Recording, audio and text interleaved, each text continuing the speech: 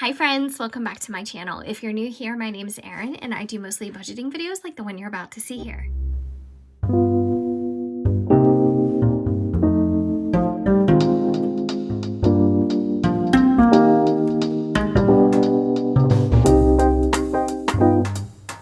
Thank you so much for popping in. Happy Valentine's Day to everybody.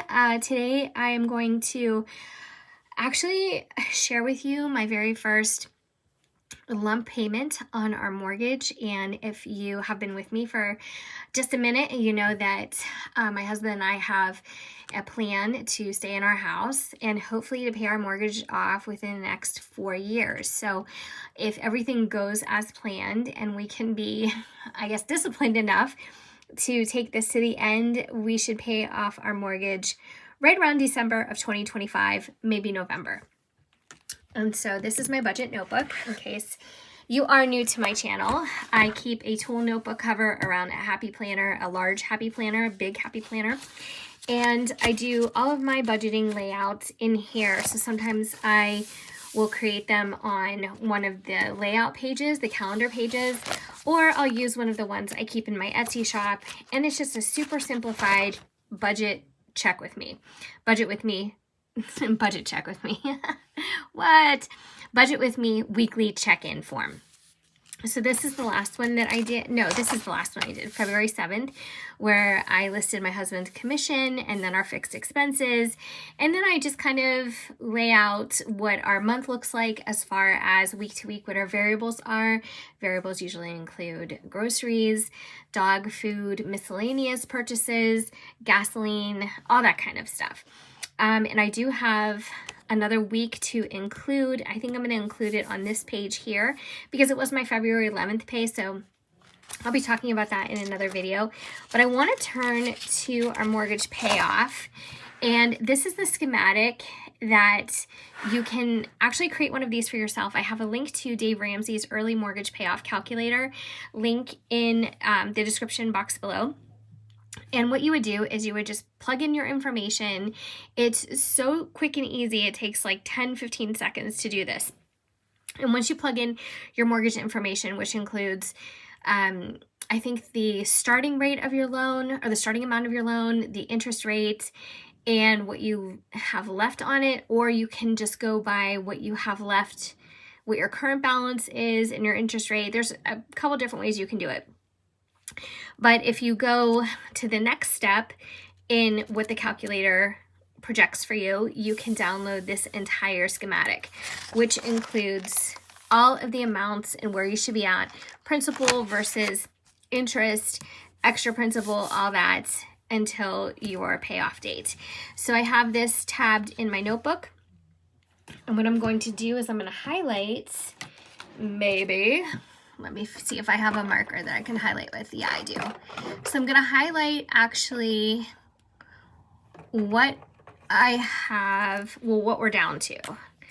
And the reason why I paid this before the 1st of March is because I did have a viewer who commented a really good point. She's like, if you have the money ready to go, just make the payment. Why are you waiting? Because every day that you have a mortgage, you're accumulating interest. And she's right. So why would I accumulate interest on my last balance if I could accumulate interest starting today on this balance? So point taken, and I'm glad that, I'm sorry, I don't have her name handy, but I'm really glad that she made that point. And so I had a half day off today because I had some things to do. And I thought, you know what, let me grab the money. Let's go to the bank and let's make sure they put it on the principal, which they did. So I'm going to share that with you too. So this is my actual bank receipt. We'll go ahead and zoom in just a little bit so you can see the information that I didn't cover up. I just thought I'm not going to have my account number here, even if it's just the last digits of it or the bank name. I don't know why. I don't know what anybody could possibly do with that information, but I still think it's probably the wise thing to do is just cover up things that are specific to our finances. So as you can see, today's date is on here, February 14th, 2022.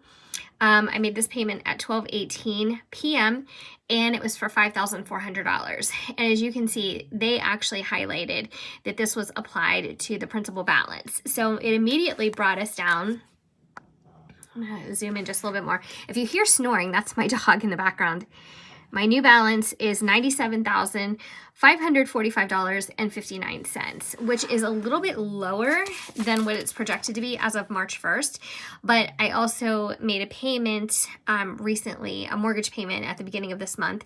And so I don't think it accounted for that. So whereas this projected I would be at 97,617, I'm actually at 97,545. So a little bit of a difference, but you know what? Every little bit helps. And so I think that's fantastic. So I am able to highlight these rows.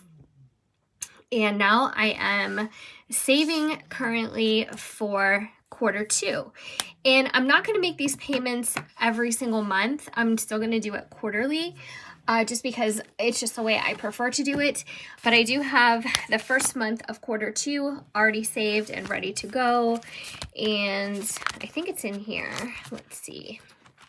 Maybe, maybe not. Where is it? I know I have it.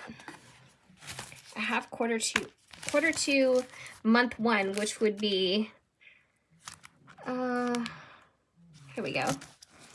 So Q2 month 1 is $1,800. So I'm making an extra payment of $1,800 a month, and then that equals $5,400 for 3 months. So I have this money ready to go.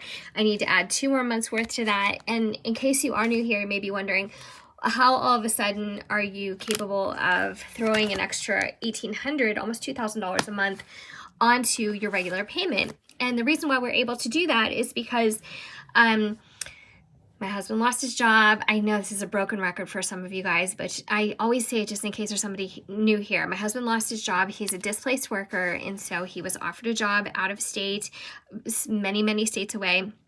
He had the choice to either relocate, which we both wouldn't have been able to do because of my job, or he could opt for the early retirement option. So this is a private pension that he is collecting on. This is not Social Security. He just turned 50 last summer, so that is when he was able to apply for that. It is at a reduced rate for life, but it's plenty of money for us, especially since he is still working full-time at another job.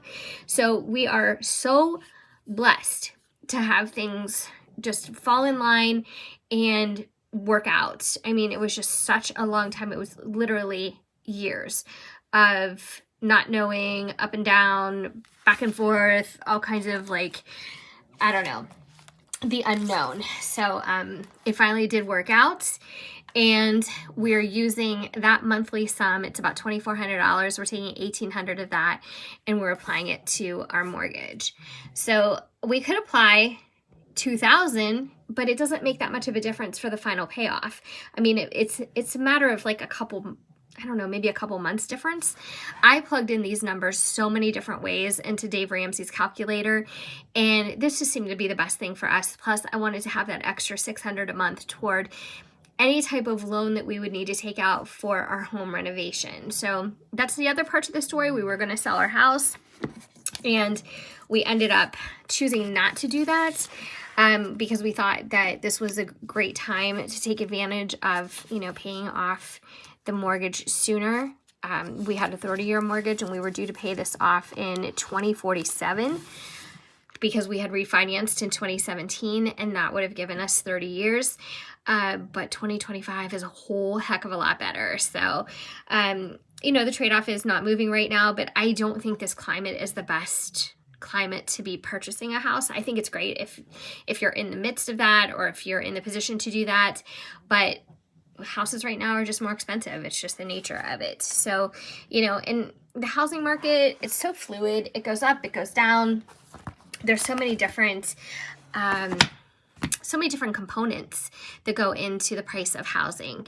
And so we just decided this was the best thing for us to do right now. And we don't have any kids, so we really need to plan wisely and smart for our future, because we also need to think about things like, you know, if we're lucky enough to grow old, you know, we need some kind of long-term health care, and we need to have money set aside for, you know, to be able to take care of us.